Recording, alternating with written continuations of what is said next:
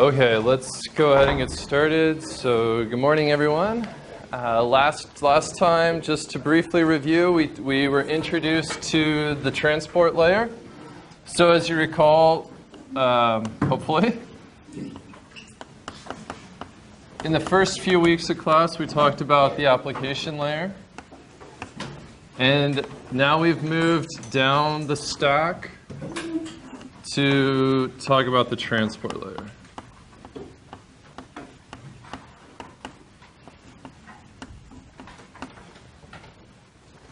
And below the transport layer is the network layer, which we'll cover after next week. So we covered the transport layer. Can anyone remind me what the functionality of the transport layer is? What is its goal? So the answer was to allow applications to communicate with each other as if they're directly connected. Yes, so that's exactly right. So it's to provide this seamless end-to-end communication, all right? All right, so the question asks, well, suppose you're using UDP for transport, and UDP doesn't provide reliability, right? So could you make a reliable application on top of UDP? And the answer is definitely yes, because your application could keep track of these reliabilities, the reliabilities of sending and receiving messages. And the first thing we're going to talk about today is different ways to actually ensure reliable delivery of packets. And so your application could actually use any of these methods. Like all these methods, today we're going to talk about just general concepts, reliability and flow control.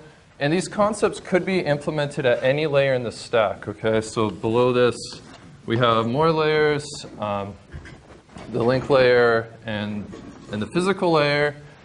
And we could provide reliability at any layer in this stack. And so suppose we provided 100% reliable network down at the physical layer. So any functionality that's in this layer is passed up the stack, okay? So if you build your application on top of a reliable transport layer, your application gets that reliability for free. All right? So that's the purpose of this layering, is so that we can provide functionality at one layer and everything up the stack inherits that for free. All right? And this also allows us to implement things at the most, the layer where it makes the most sense. So we'll see that the reliability and flow control, they're implemented in most protocols like TCP at the transport layer. And they're implemented there because it really makes the most sense to put them there, okay? Because we don't want to have to write the same functionality for every different application, and we can't really push it into a lower layer. So we want to put things at the lowest layer possible so that everything above that enjoys those benefits. All right, so I just wanted to cover this because there seem to be a few issues with this layering. All right, so don't get too confused about the layering. It's just a way to divide up the design space to make it easier for us to understand and easier to build, all right? All right, so as I mentioned, today we're going to talk about these two concepts, reliability and flow control. And each of these are generally provided in the transport layer, but you could provide them anywhere, all right? So before I get into the discussion of reliability, we need to define one term, and that is, what is a buffer? A buffer is simply, we can call it something like a bucket that holds packets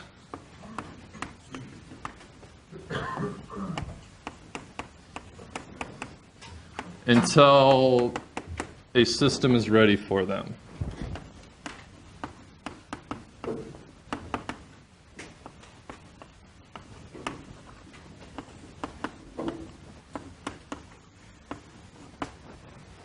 So we're going to use lots of water analogies today. So to give you an analogy to a buffer, a network buffer, is we can think of just a bucket of water. And this is actually a buffer. It holds our water until we need it, and at which time we need some water, we can remove some. All right, so this is a good analogy for a buffer. Is there any questions over that? Hopefully this should be a simple concept.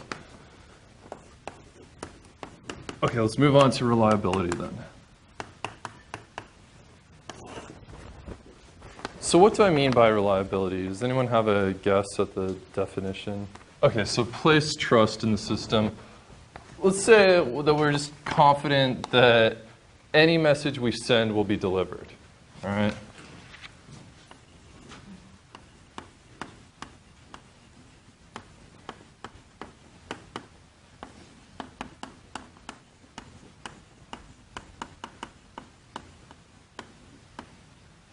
Now, if you recall from last time, the network layer provides only best effort delivery. Right? So it does not provide reliable delivery, meaning that whenever we put a packet into the network, we're not sure whether or not it'll be delivered. We hope so. The network will try its hardest to deliver it, but it might drop it. So why might a network device drop a packet? To see that, you need to understand what buffers are and how data moves through the network. So suppose we have a PC here that's sending to some router, and then the router forwards it on to the destination. All right?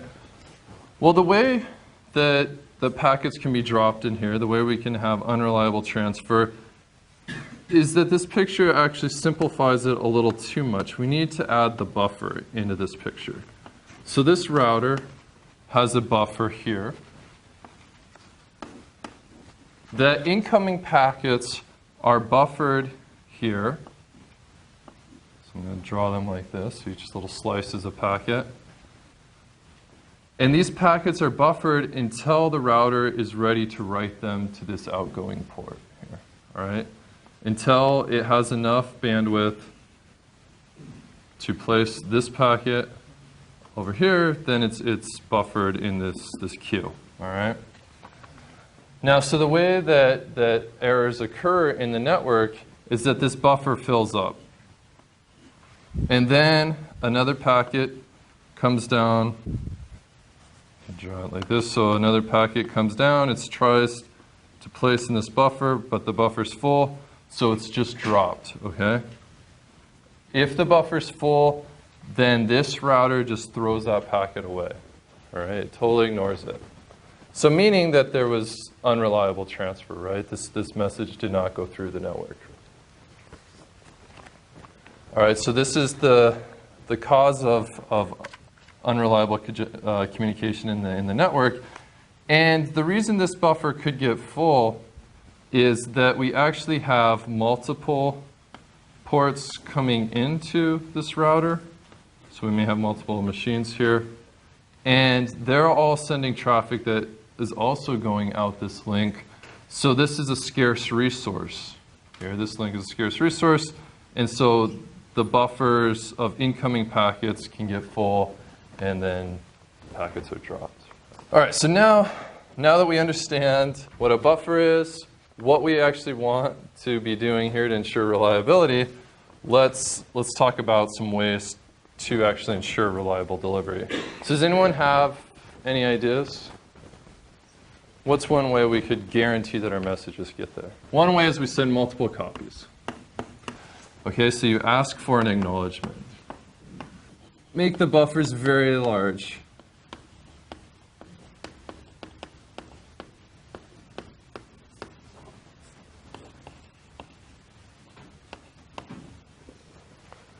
Okay, so these are pretty much the only three ways to do this reliable delivery.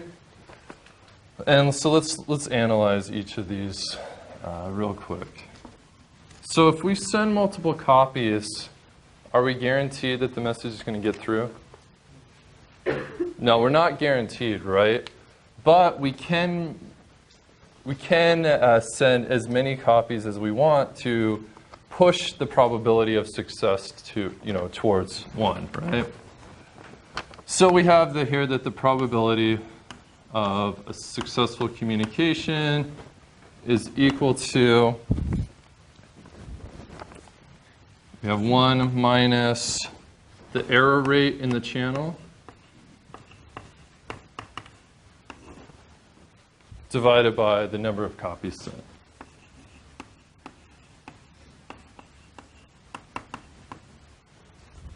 So this means that if we were to plot this, we have success. This is the probability of success over here. This is the number of copies. This chart, and this is 1. Then this chart looks something like this, where in the limit we approach 1, but we never actually reach it. All right. So with this method, we can be probabilistically ensured of delivery, but we can't actually 100% guarantee it, right? Okay, so now this ask for an acknowledgement. So let me draw what this looks like.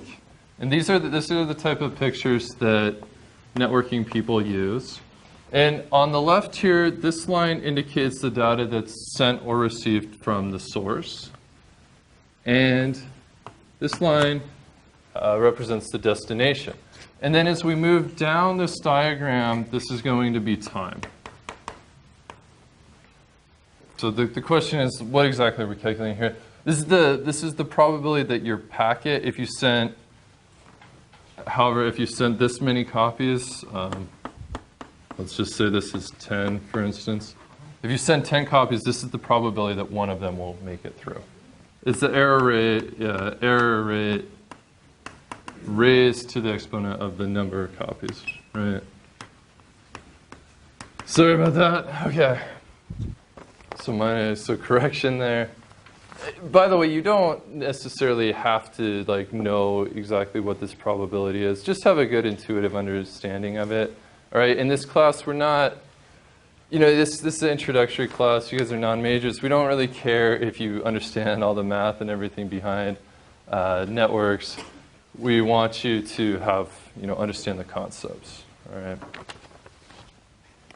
right. Anyway, so moving back, let me move this over in our diagram here. So as we move down, we're going down time, okay? And so if the source sends a packet, and this is the way we'll draw these packets, is that, so we're moving downwards in time, so this is the start of the transmission here, and then this is the end of the transmission. All right, so let me label these. And so this is the amount of time it took to write that one packet onto your outgoing interface. So it either sent it across the wireless network or on something like an Ethernet network. And then this is the time it took to begin reaching the destination, and then right here is when it was completed to the destination, okay?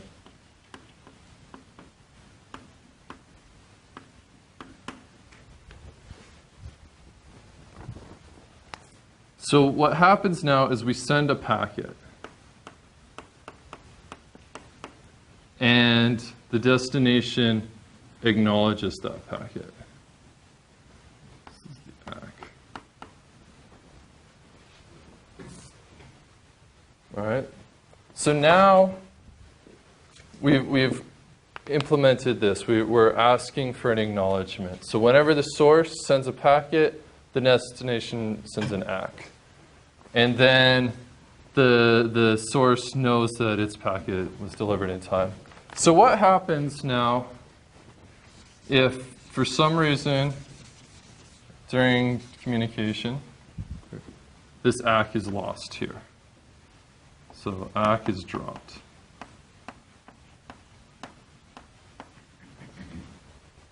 Now what should we do? Okay, so we should resend it, but how do we know when to resend it? Or so after a certain time, the source can send another request. So they could send an acknowledgement request. Okay.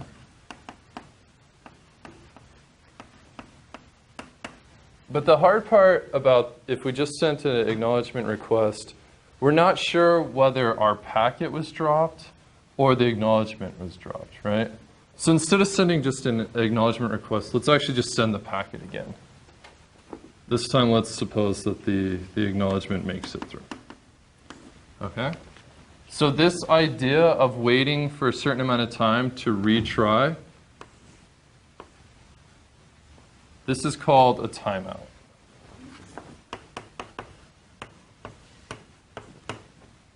All right, so a timeout is just equal to some amount of time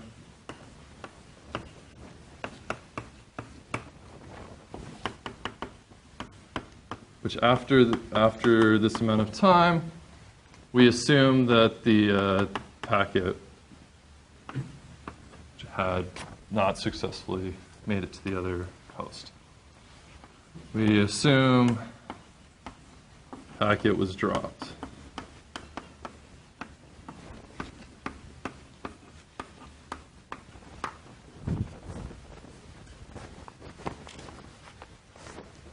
So can anyone tell me a problem with using timeouts to detect failures in the transmission? It'll take quite a bit of time, right? Because we have to set our timeout value long enough that we could have received the acknowledgement if it was actually sent.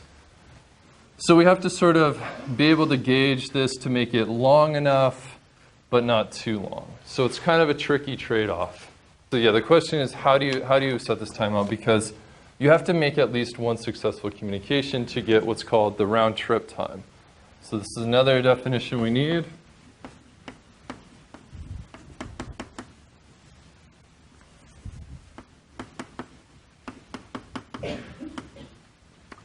And the round trip time is equal to the time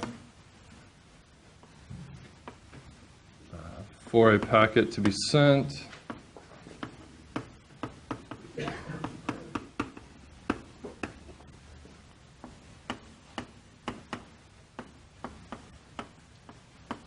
the time it takes for the packet to reach the destination and for the destination to reply.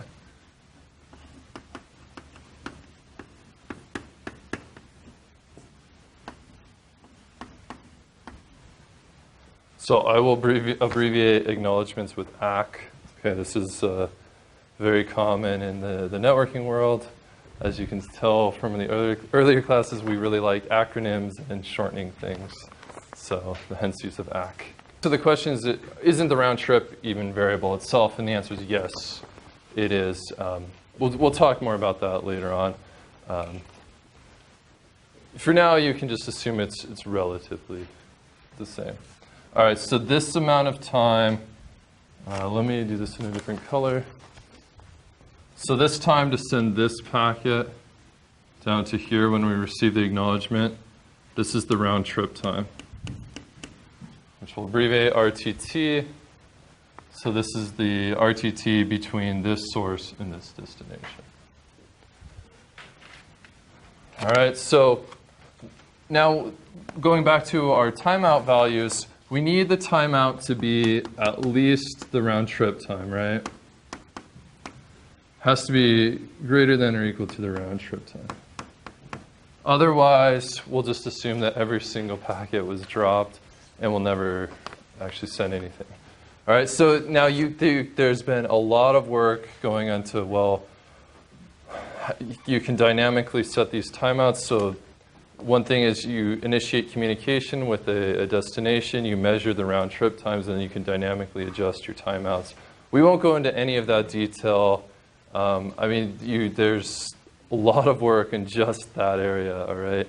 All you need to know is this, that your timeout must be at least the round trip time. There is another way that we can avoid this delays of timeouts. And that is to use what's called sequence numbers. So now we have the same setup. We have our source, we have our destination. Time is going down. So now when we send a packet, let's assume that we label it a number. So this will be packet 1. All right? And then whenever our destination acknowledges a packet, it includes the sequence number of the packet that it's acknowledging. Okay? So now we don't have to just rely on timeouts to notice if packets didn't arrive, because we can do something like this, where we send multiple packets before receiving any acknowledgments. So this is packet 1, or this is 2. This is packet 3. I'll color in these lines so that it's slightly easier to understand this. And then when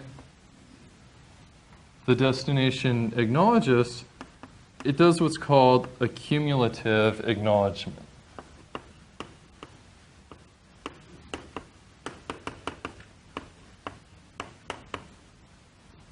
And this cumulative acknowledgement just has the number of the highest, has a sequence number of the highest packet you've received.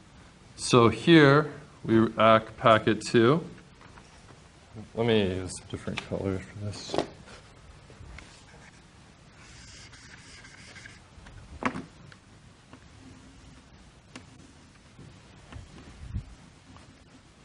Here we ACK packet 2, and here we ACK packet 3.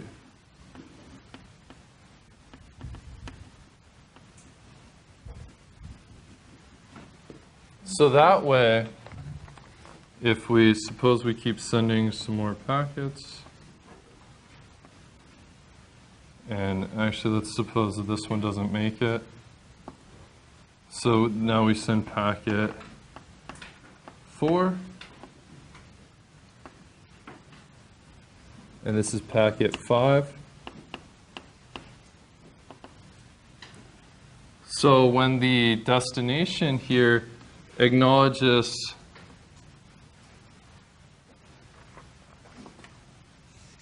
it doesn't acknowledge packet 5 because it hasn't seen packet 4 yet. All right? So when it sends its ACK back, it only acknowledges packet 3 because that's the highest in order seek packet that it's received. All right? So it sends an ACK for packet 3. And the source then knows, oh, he didn't receive packet 4 because he's only ACKing packet 3, and I'm already up to packet 5. So he resends for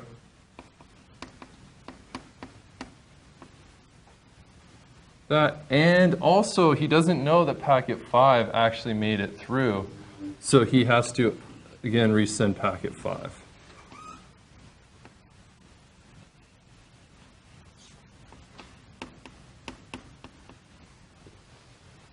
All right. So this is more efficient from a time perspective. We don't have to necessarily wait until the timeout, especially if we have a large timeout for whatever reason. We don't have to wait for the timeout to know that packet 4 wasn't received. However, it does waste some resources because, as you saw in this case, we sent packet 5 was actually sent twice and received twice. All right. The question is, does this only apply for stuff that has to arrive in order? Right, so you could think of, so the way I've given it here, it's for things that arrive in order, right? But you could think of ways to modify this to say, where this ACK could say, okay, I received 3 and 5, but not packet 4. And there are, there's many, many different extensions of this and so on. So you could do all these modifications, yeah. All right, so at this point, let's take a quick break to do. So at this point, we've covered the mechanisms to provide reliability. But we haven't covered is how you actually set up the connection between two hosts and negotiate these things like the sequence numbers of the packets and so on. So to do that, we do this thing called a three-way handshake.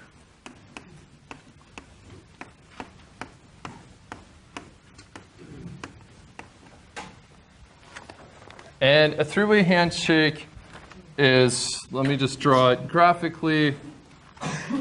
It's just to set up the connection, and what happens is the source sends a thing called a SYN, saying, hi, I'd like to open a connection to you, to the destination.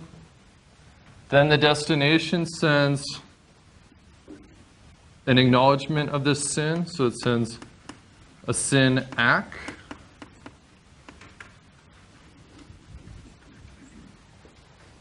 And then finally, because it's a three-way handshake, the destination, or sorry, the source sends a SYN ACK ACK. All right. So very clever naming schemes. So could anyone tell me why three-way handshake and why not just a two-way handshake?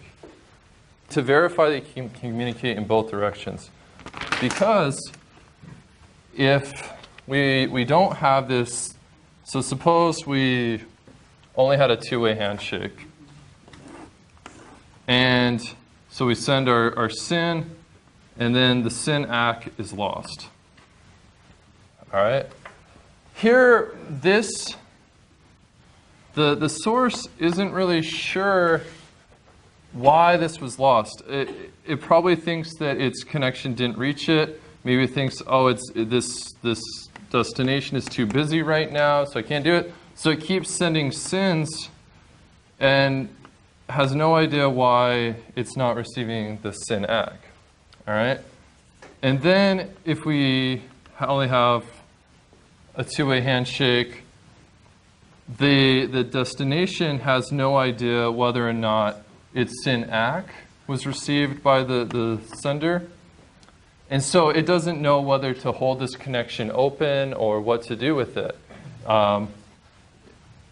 And so it's not sure. So you have to, if you have these many different connections open, it takes a bunch of resources and so on at your server. So you want to avoid that. So we want this to actually say, yes, I did receive your acknowledgement of my connection.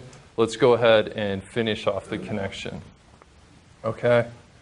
So you really do need all three stages, and you can go through all the different cases and try and convince yourself that that's the case. All right? Okay, so we now know how to do reliability, how to set up a connection, but we don't know how to do is flow control.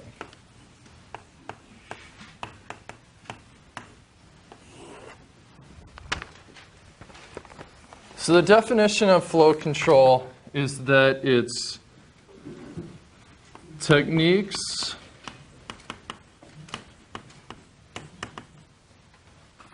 to match a data source's sending rate, so a source's sending rate.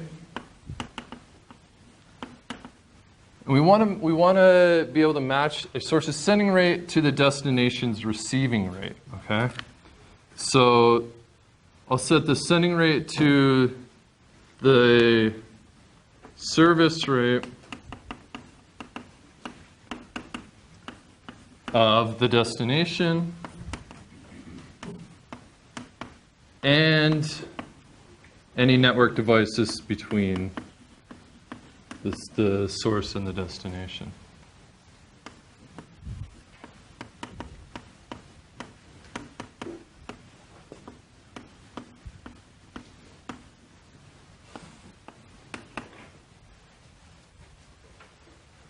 Okay, so what this means is, let me just give you another water analogy, and you can think of it as our source is a faucet dripping into, so this is our source, and it's dripping water into this bucket here.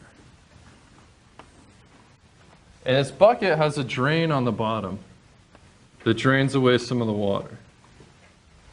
All right?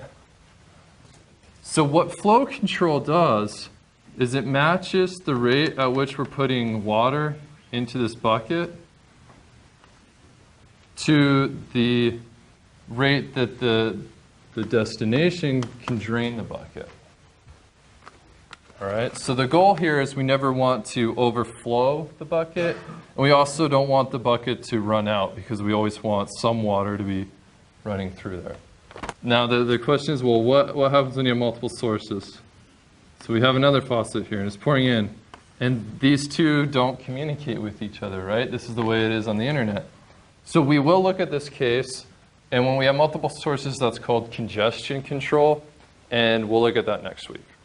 So the question is, couldn't you just define N-way handshake? So I would go through all the cases, and you'll see that 3 is actually the minimum that you need. And so you want to go with the minimum. All right.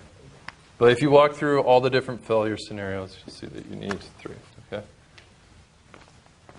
Okay, so back to this. So for today, we're only going to assume one source and one destination.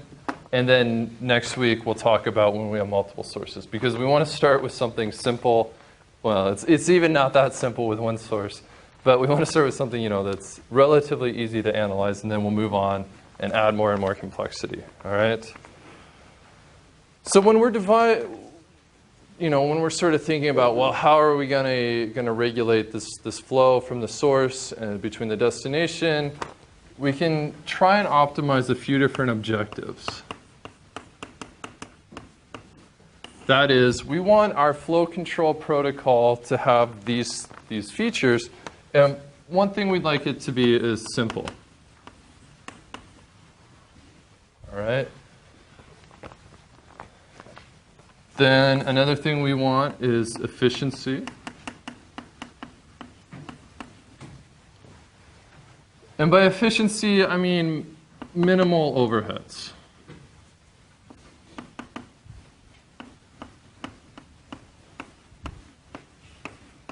So for instance, this source could ask the destination with every packet that it sends, what rate can I send at next time? What rate can I send at, in the next couple seconds? And this adds some amount of overhead, right? Because we have to add that information to each packet. So we want to keep these overheads at a minimum if possible. Then we want it to be fair, meaning that if multiple people are sharing the channel, then they should each get a fair share of it, right? So we have a bunch of users sharing a link here. So suppose we have these 4 users sending across a bottleneck link like this. My picture's not great, okay. So we have these 4 people sending through there. Each of them should receive 1/4 of the total bandwidth available on that link, right? We want it, in other words, it should be fair. Everyone gets the same size slice of pie. Should also be stable. And by stable, I mean that it should converge to an equilibrium.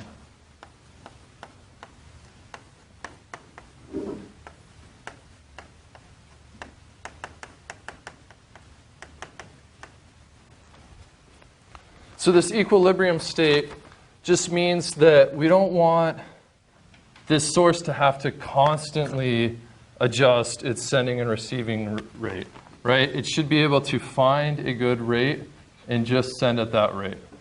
And then if we do introduce a change into the system, like another user comes in and starts adding water to this bucket, then they should both converge to a new solution fairly quickly, all right?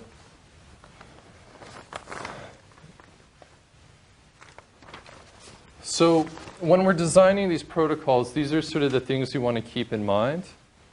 And this is really, I know a lot of you aren't in engineering. So this is sort of what you do in engineering is you define the goals for whatever you're building, and then you explore the various trade-offs. Because no solution will probably be able to do all these things at once, right? Like, it's not really possible to construct as simple a solution as possible that's also, super efficient and fair and so on, right? We have to make these trade-offs. So that's what engineering is all about, and we're going to explore the various ways to design protocols that make trade-offs on these objectives, okay? All right, so there's a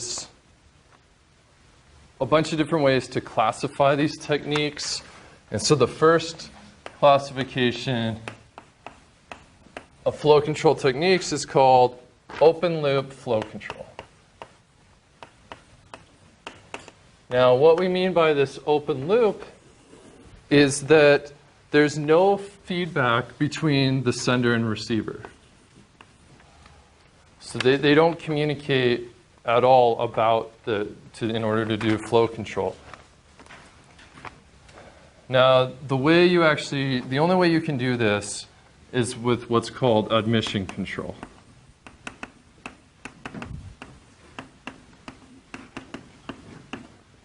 And this is a scheme where you only allow users in who you know you have enough resources to fulfill their needs. All right? So what happens here is that a user asks for a certain requirements. So let's just say for requirements. This is called a descriptor. It can contain things like bandwidth and latency. You can break bandwidth down. You can say, I want my average sending rate to be this, or my peak sending rate to be this. There's all sorts of different ways you could frame these requirements. But you ask for these requirements, and then the destination admits you or rejects you, okay? So it admits the request or it rejects it.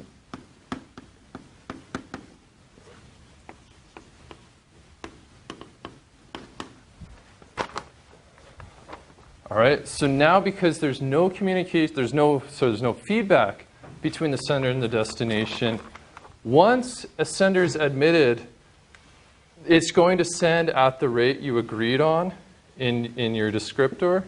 It's going to send at that rate until it's done. All right, so a good example of this is, now I don't know, you guys might not have had to use dial-up growing up. If you didn't, that's fortunate. It was very painful.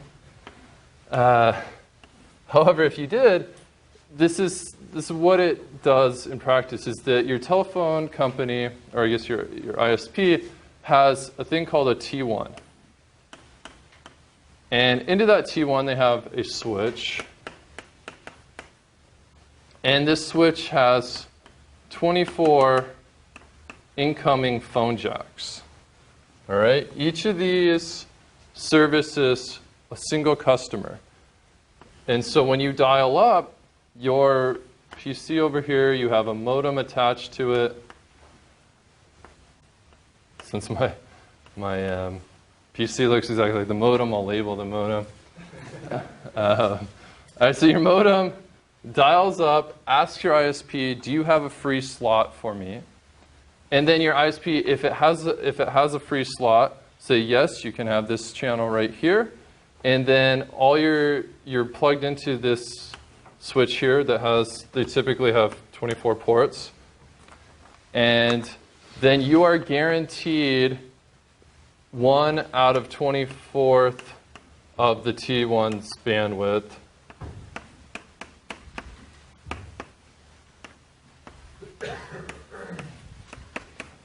All right, so for however long you want to use the internet, you're guaranteed a 24th of this bandwidth, all right? And so this isn't that efficient in practice because, when you're surfing the web, a lot of the time you're just idle. You're sitting there like reading a web page or something. So your 1/24th of the channel is wasted when you're just sitting there like reading a web page or something. And then also, if 24 people are already connected to this switch, then the 25th person will be rejected. And you just have to keep trying to dial up and dial up again and again until somebody finally logs off, and then you get their spot. All right. So that's admission control. It is actually widely used. It's very simple, but it doesn't it's not very efficient. It is fair and it is stable, but it's not efficient at all right? Yeah, so I'm skipping over a lot of details here of how you actually, right. So the question is, how do you get a port on this switch? Right, so you do need a middle box here that actually knows if this has free ports and so on. So I'm just skipping over that. Just assume that the switch can give you a port if it has one free, okay? But you will learn that later on. All right, so now that we've learned the simplest type of flow control, let's look at something more interesting, and this is called closed loop flow control.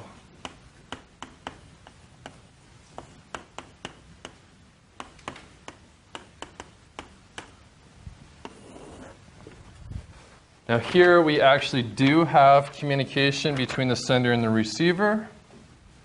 So the sender and receiver in this case actually dynamically decide on a sending rate.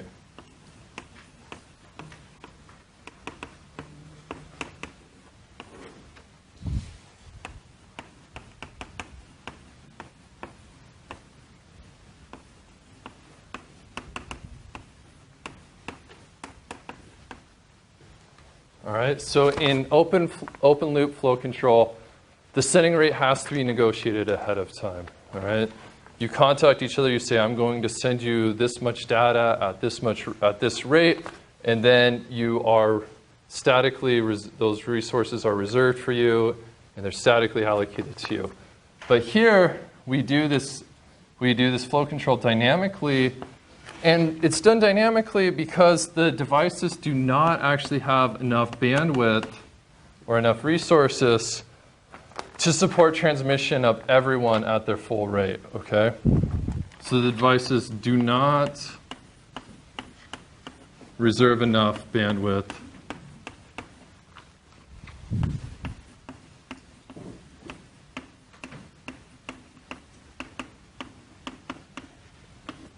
for communication.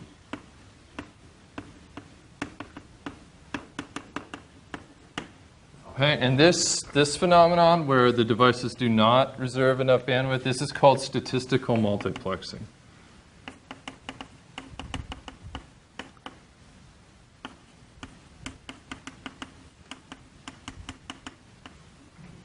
Because we are multiplexing that channel with multiple users at the same time.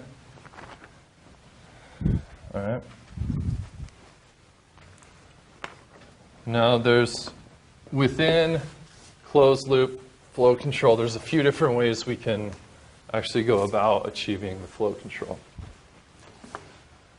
So the first is where we use explicit notification of the sending rate and the status of the network. So let's just say network devices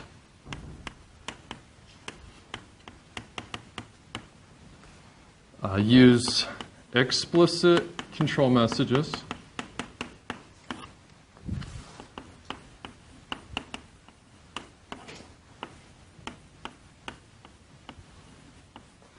to negotiate the sending rate.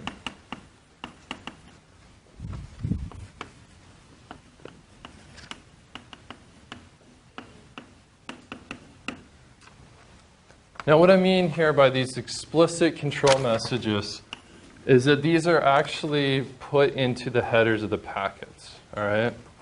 So that means if we send a packet here, we have the data, we have the header.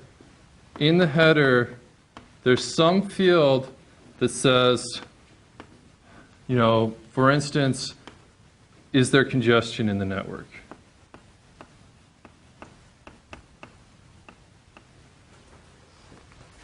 All right, we'll look at that a little more. Let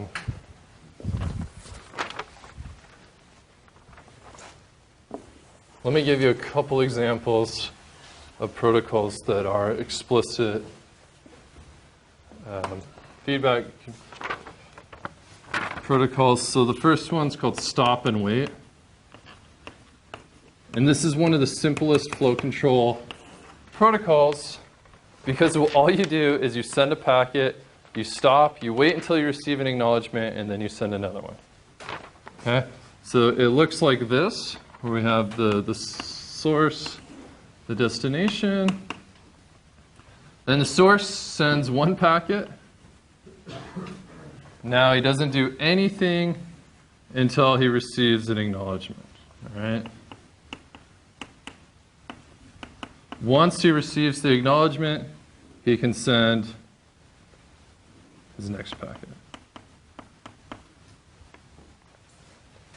Now, if an acknowledgement is lost or a packet is lost, then he has to rely on a timeout. And after this timeout, then he resends the packet.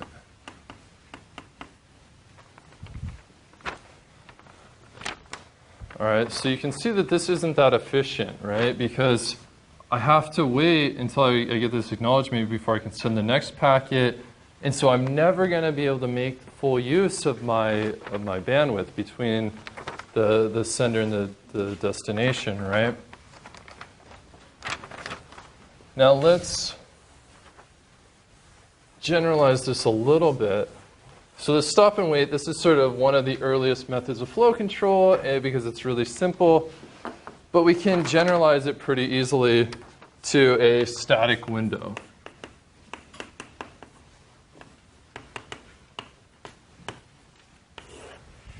And actually, before we go into the static window, let's take a quick break. Okay, so before the break, we left on this major cliffhanger of what's a static window protocol. And a static window protocol generalizes this stop and wait protocol. So instead of just sending one packet at a time and waiting for the acknowledgement, now we send let's send W packets before receiving acknowledgements, okay? So now we send W packets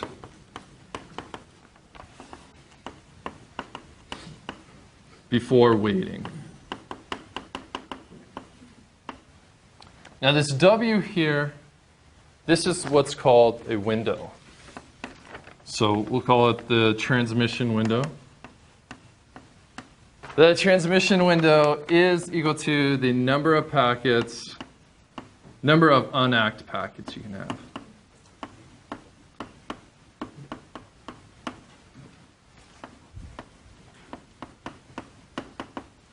Okay, so if we look at the picture of this, let's say for this example that W is equal to 4. That means that now the source can send 4 packets at a time, and it doesn't have to wait. And then once it receives this acknowledgement, let me redo that in yellow here. So it keeps track of how many unacked packets it has. So now it has 4 unacked packets. That's its window size. That's the most it can have. As soon as it receives this ACK, then it can send another packet.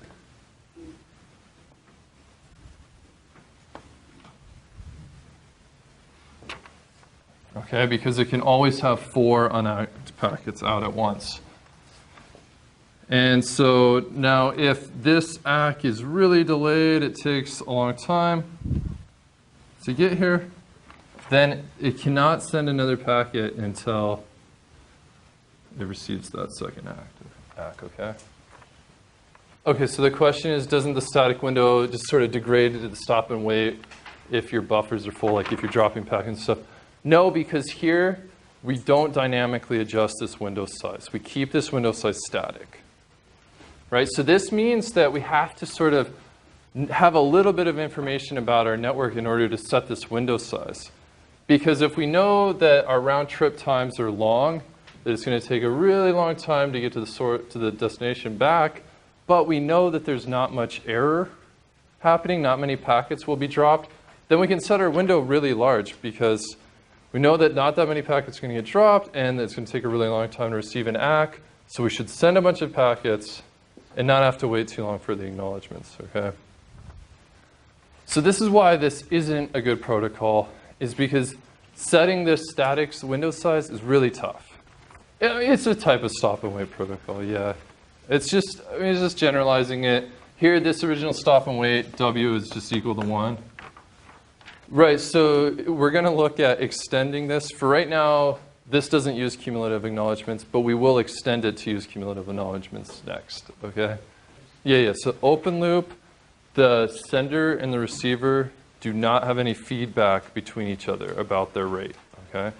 They set up the connection, and then once the receiver has said, okay, you can send to me at something like 1 megabyte per second, then you just send at that rate. You'd never change sending that at the rate. Exactly.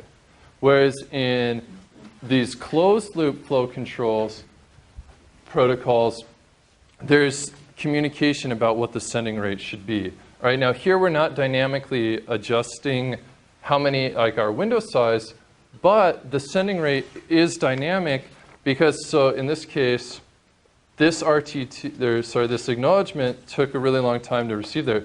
So our sending rate dropped because this acknowledgement took a long time to arrive, okay? All right, so here, this first packet arrived and he acknowledged it. Right.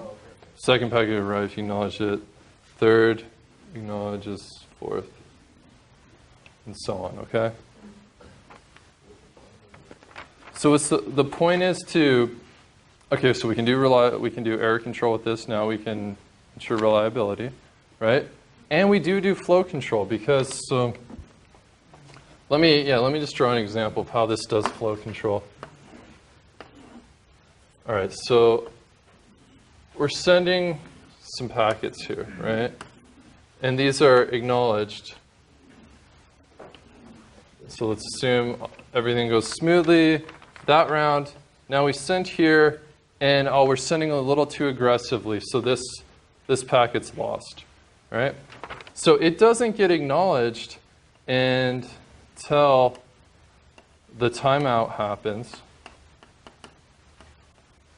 So once this, let me call this packet 5. Once packet 5 times out, then it'll be retransmitted.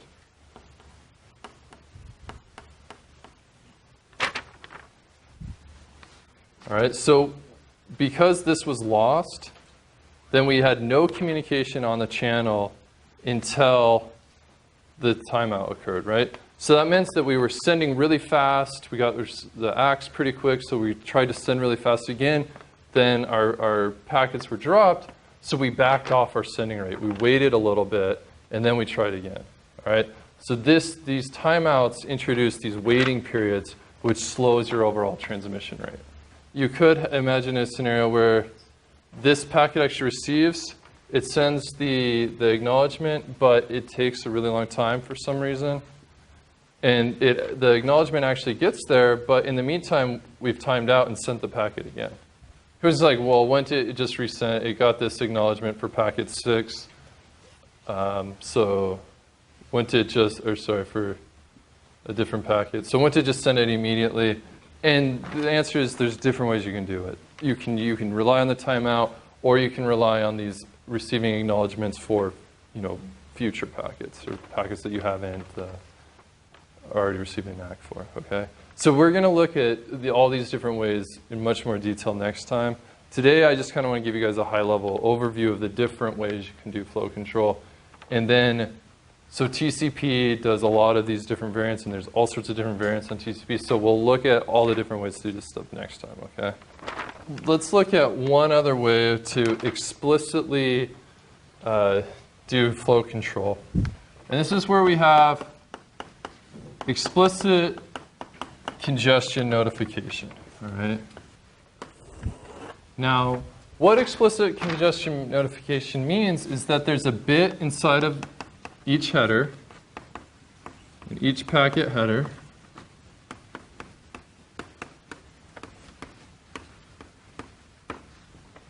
And this bit indicates whether any device along the path is overloaded. All right, so it indicates, we'll call any overloaded device, we'll say is congested. Okay, so it indicates congestion. Meaning that if we have a PC here, it's our sender sending to a router, which then sending to another PC. If we send a packet, we have the data, remember, we have the header. In this header, as I mentioned before, we have an explicit box here that says, is there congestion or not? So the sender initially sends this packet out with a 0 in the congestion box, right? There's no congestion in the network. Now, if this router is congested, meaning that its buffer, so I should redraw this just a little bit. So we place that into a buffer, right? So if this buffer is almost full, then we know that there's congestion at this router, right? So let's suppose that our packet comes in here. It's the last packet in this buffer. So now this router will set that congestion field to 1 to say, yes, there is congestion in the network. It goes on to the destination, and the destination does not modify this field, okay? Once the congestion field has been set to a 1, no other devices change that. Now so let's do the messages that way. The reply comes back and it keeps this congestion field intact. All right, so it still has the 1 in the congestion field. All right. Now, once the sender receives this acknowledgement with the 1 in the congestion field, it knows it needs to back off and send at a slower rate. Okay? So I'm not going to go into any detail about when do you decide to set this congestion bit to 1 and how much do you change your sending rate and so on. If you receive congestion, you can go into a lot of detail about that, but all I want you to know is this concept of adding a bit to the header to explicitly indicate congestion in the network.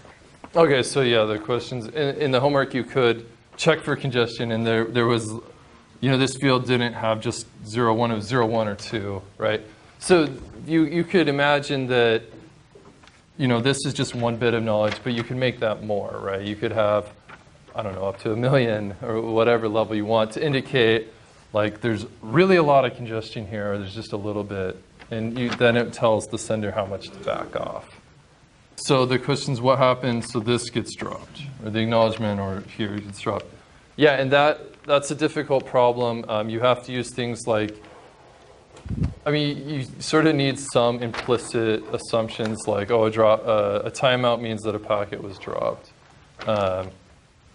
Yeah, so there's different ways to overcome that. We're not going to go into that level of detail. All right, so before we end, let me just briefly introduce you to implicit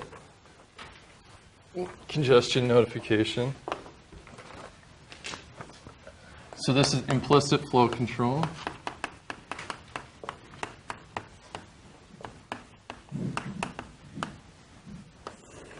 And in implicit, we're going to dynamically adjust our flow window.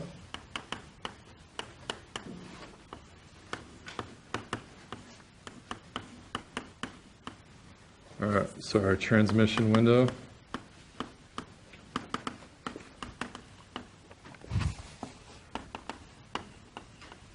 And we dynamically adjust it in response to undelivered packets.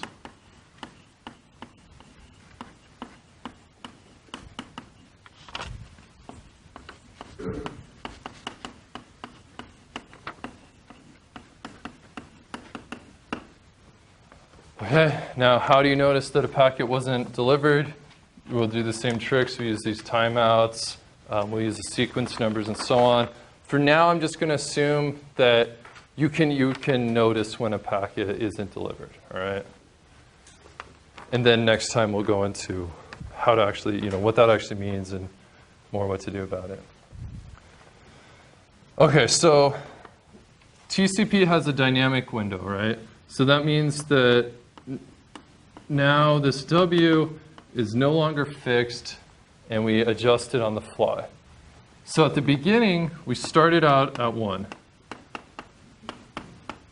meaning that we can send one packet before receiving the acknowledgement, right? We can have one unacknowledged packet out there. Then we started at 1, and then in the beginning, we do this thing where we exponentially increase our sending rate each time we receive an acknowledgement. So for each acknowledgement we receive, we double the window size.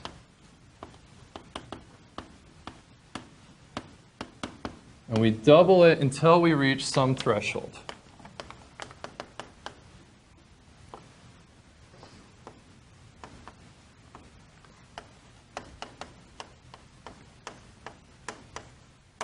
So once W has reached this threshold, we move into an additive increase phase. So the next phase, and by the way, this stage here, this is called slow start.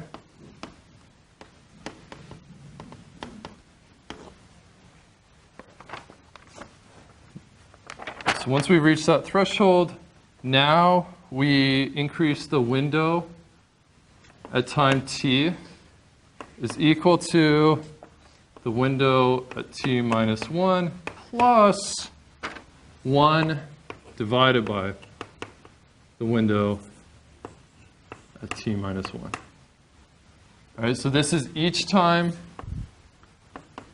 each acknowledgement, we increase our window by this much. So we increase our window additively like that, all right? So what this looks like then when we're transmitting data is across the bottom here, I have time, and the y-axis, this is our window size. All right, so we start out at 1. So we start out sending at a very low rate, but we double that each time. So we're growing, sorry, I drew that the wrong way. So we're growing exponentially. All right?